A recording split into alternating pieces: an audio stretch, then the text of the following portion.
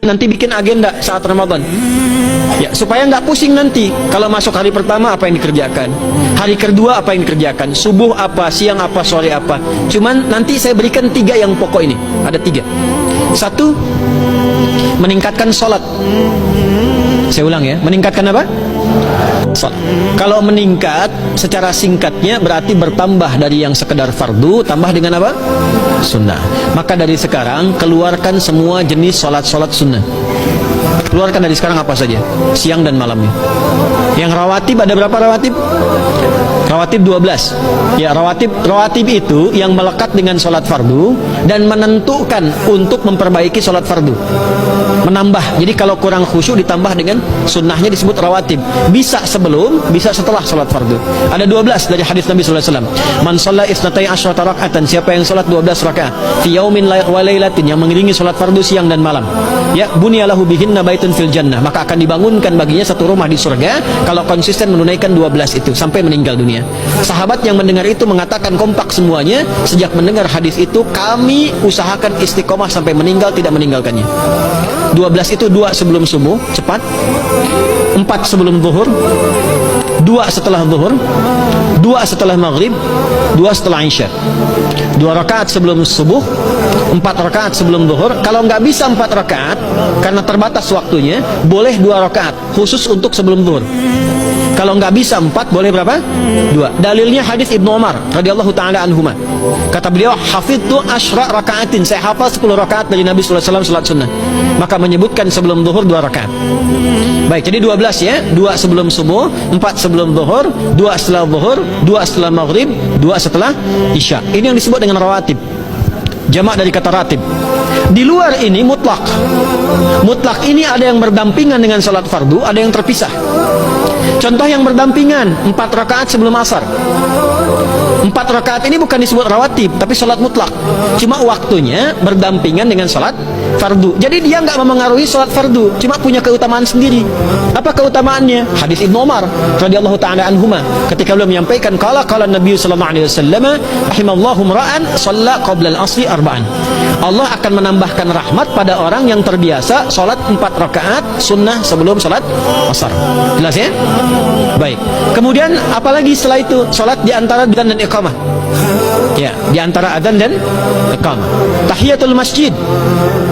Apalagi misalnya salat duha. Duha dibagi 3. Awal duha itu kurang lebih 1,5 jam setelah salat subuh. Subuh sekarang misal 4:30, maka jam 6 muncul awal duha. Namanya syuruk. Saya ulang, salat apa namanya? Syuruk itu salat awal duha. Jumlah rakaatnya 2 rakaat. Man shalal ghadata fil jama'ati thumma yaqudu yadhkurullaha subhanahu wa ta'ala fa yusalli rak'ataini fa kana alaihi ka ajri umratin wa hajjin, ya ka ajri ummatin wa hajjin tamatan. Siapa yang salat subuh 2 rakaat dengan berjamaah, ya, dan umumnya kalau berjamaah bisa ke masjid di masjid.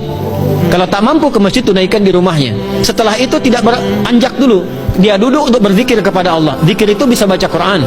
Quran surah 15 ayat 9 itu Quran disebut dengan zikir. Quran surah 54 ayat 17, 22, 32, 40 itu Quran disebut dengan zikir. Bisa baca Quran, bisa berdoa. Doa disebut dengan zikir. Quran surah ke-7 ayat 205. Ya. Bisa dengan apa lagi? Bertafakkur, ya, mengaji, ta'lim, itu disebut dengan zikir. Ali Imran ayat 190 191. Alladzina yadhkuruna Allaha qiyaman wa qu'udan wa 'ala junubihim wa yatafakkaruna fi khalqis samawati wal ard, ya, disebut dengan zikir. Bisa bertasbih, zikir pagi petang, kalimat-kalimat thayyibah, ada itu di Quran surah ke-4 ayat 103. Jadi habis salat subuh zikir dulu, doa dulu, zikir dulu, belajar dulu, tafsir dulu. Setelah itu muncul syuruk. Perjalanannya disebut isyraq, melewati masyrik, 1 tombak bayangan, dia salat 2 rakaat, itu pahala salatnya senilai haji dan umrah. Sempurna. Bukan sudah haji, bukan. Mau kemana? Ibu mau haji dulu? Tidak. Ya, hajinya nanti bulan Dzulhijjah. Tapi senilai haji dan umrah itu 2 rakaat. Awal duha disebut apa? Syuruk.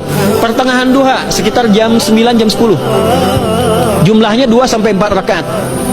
Ya, 2 sampai 4 rakaat. Apa fungsinya? 1, mengganti seluruh zikir yang ada dalam tubuh kita. Mata berzikir, telinga berzikir, lisan berzikir, bisa diganti dengan 2 rakaat duha. Itu waktunya pertengahan duha. Kurang lebih dari jam 8, 9, 10 lah, kurang lebih 3 jam itu, ya. Yang kedua, bisa menghambat atau menghentikan, menahan satu musibah umum. Misal ada kebanjiran nih atau macet nih. Orang-orang kena macet. Bapak yang biasa sholat duha pertengahan itu tiba-tiba ditolong oleh Allah, dibebaskan. Tiba-tiba ada orang datang, Pak lewat sini di sana macet. Atau dibimbing ada kontraflow. Itu manfaatnya duha tuh.